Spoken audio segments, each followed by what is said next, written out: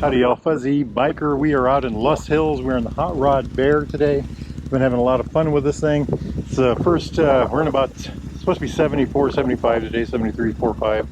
So that's been a lot of fun. It's very windy and I know I don't have the muffle on my camera, so I'm just gonna try to make the best of it as I can. Hot Rod 650 Bear, Royal Enfield Bear model 249.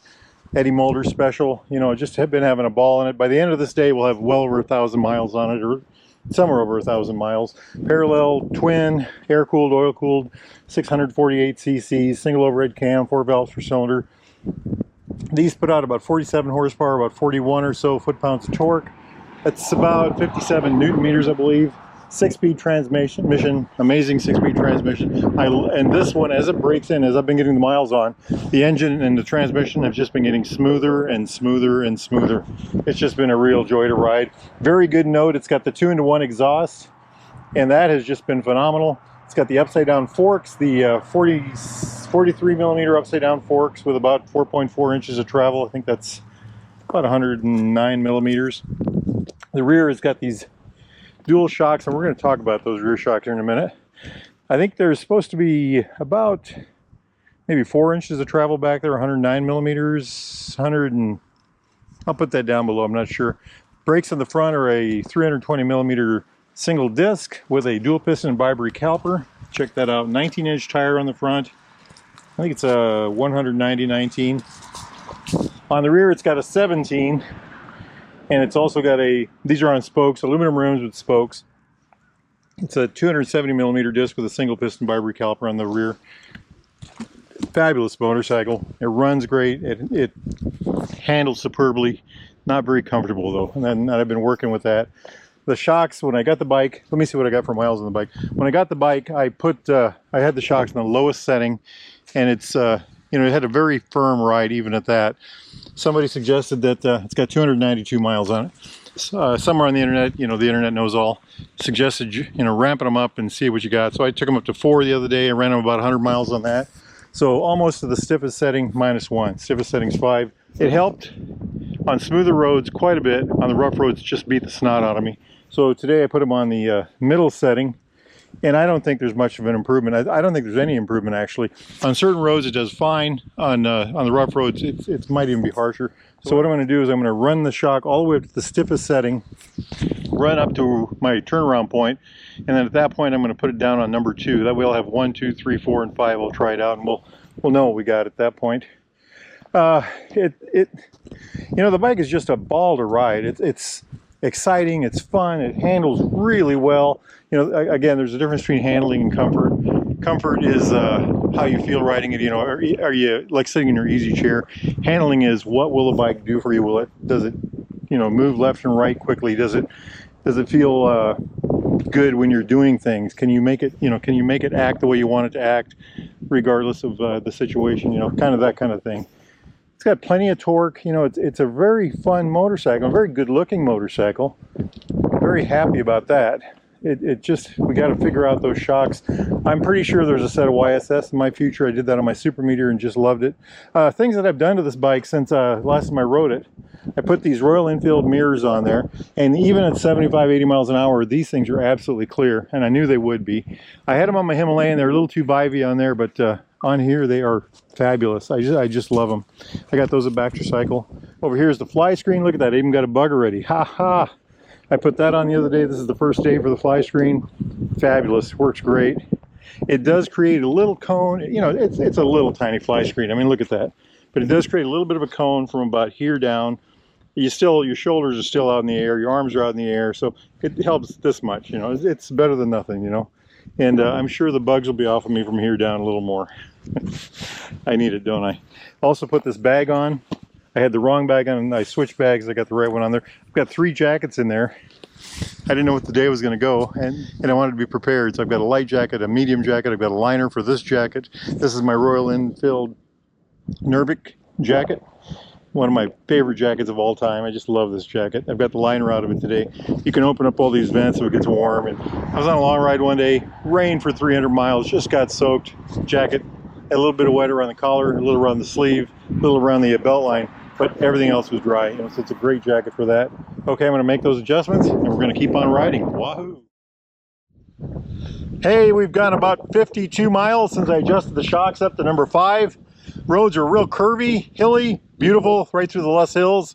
Bike has just been running like a dream. Handling wise, it's been about the best it's been. It's just been a ball. You know, the bike is like it's on a rail. It just, you do that, you think left, you think right, you know, anything you want to do, the bike just does it. It handles that well, really. The other side of that is comfort. There is very little comfort there. It's bearable. You can do it. You know, I can ride this. I'm going to have, I think I'm about 150 miles today. I ride I'm about 90 miles from home, so that'll be, what, 240-ish? If I had to ride this bike 500 miles in a day, I would, that would be a struggle. That would be a struggle. I'm going to drop the shock setting down to number 2. That's the only setting I haven't tried, and we'll see where that goes. So the best settings so far have been number 4 and number 5, and I'd say number 5 is actually better than 4 because I think it handles a little better. An interesting thing, I hit a couple of big bumps in the back end. You know, the tire was off the ground, and that means to me that it's not, I don't know the technical terms, but the tire's not going up as quickly as it should. I don't know about the coming down part, but it's certainly not going up in that situation. And you know, what am I going to do about this? I'm going to go ahead and adjust the rear shock, and then I'll catch up to y'all in a bit. Wahoo! All right, y'all, just rolled into the old Fuzzy Biker garage here. What a day, what a day. 260 some odd miles. I can't remember exactly how many. Let's look at the list here. 264.6 miles today. How's that? Loads of fun. Bike ran great. Loud truck out there. Just had a ball on it. You know, I'm going to start this. You know, I've been complaining the whole trip through, right, about the suspension. I love the bike. I had so much fun on it. It handles so well.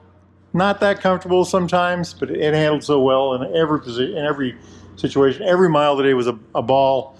I just had a ball on it. And okay, so back to the shock thing. You know, I talked about setting 5 being very firm and connected to the road. You can feel every detail of the road, you know, and that's very good. Went through the curvies and had loads of fun with it. So I jacked it down to 2. That's where it's at now. 2. So 1 is the softest, 2 is the second softest. It was an improvement in comfort, not so much in handling. The handling was still good, very good actually, but it felt jittery. Is that a real technical term? Jittery. It felt jittery compared to 5. You know, on normal surfaces, it was more. You could feel the little details in the road more like imperfections rather than, you know, in 5 you could feel them like, hey, this is what they are, and I'm working with them, I'm getting over them, and all that stuff. In setting number 2, they were like little tiny bumps of some sort. You know, it wasn't like a rough ride, but it was, you know, it was softer than 5, but it wasn't quite as spongier or something like that. I don't know what the right word is. The conclusion is, you know, some bikes lend themselves very well to aftermarket suspension components. This might be one of them, and we'll do a test on that. But I had a ball in it. I really do. I'd like to take it. So I got it on 2. I think that's where I'm going to keep it for now. You know, it's easy to change the shock settings. I've got a wrench in there. Maybe keep it on 2 all the time, and then when you get into the twisties, if you're with your buddies, you know, jack it up to 5 and run it like that, and it'll work just fine. The next step is to go with an aftermarket. We're going to borrow that one with the Nolan shocks if we can, see how that works. And then maybe get some YSS for this, because I have YSS on that bike. And okay, back to that. I rode that bike the other day on purpose on a road between Dunlop and Early, Iowa. And it handled it pretty well. It was a very rough road, but it did pretty well. I just finished that same road today. I did that on the way home. And it was, that bike did a lot better. How's that? That bike did a lot better. That was a trying experience with these shocks on that. It was on number 2 setting. I wish I'd have turned around and did number 5, but starting to get, you know, the sun's going down. I didn't really have time, you know, all that neat stuff. I got excuses for everything, right? Anyway, the bike was a blast. So how about, did I talk about the mirrors already? The mirrors are awesome. I love them. This grill here, this thing here, it, you know, took a couple hits from bugs. You can see that right there. Keeps the wind up just a little bit. You know, your shoulders are still, your arms are still in the wind, but you know, so I'd say maybe 5 or 10% help, you know, on that.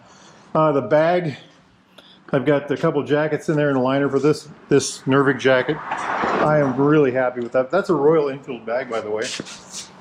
If you can see it somewhere on there, it says Royal Enfield. Roll top, waterproof, all that neat stuff. I'm liking it a lot so far. And of course, this is a Rhino Walk. I got all this at Baxter Cycle, of course. Beautiful, beautiful, fabulous. Great day for a bike ride. I tell you what, life is good. 260 some miles. That's the longest bike ride I've had in a long time. And I'm missing it. I'm missing it. The heart needs it, you know. The soul needs it. It's good for a guy. It's good for you, good for me. Get out there and ride, my friends. Get out there and ride. Now, if y'all are in the market for a new or used Royal Enfield Triumph classic British bike like that, of any type, get yourself over to Baxter Cycle in the mighty mini-tropolis of Marnie, Iowa. They've got accessories, thingamajigs, doodads, coats, jackets, gloves, helmets, you name it, they got it. Socks and underwear.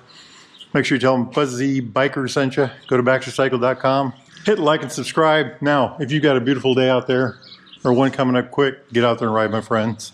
Life is grand. Wahoo! Wahoo! Wahoo!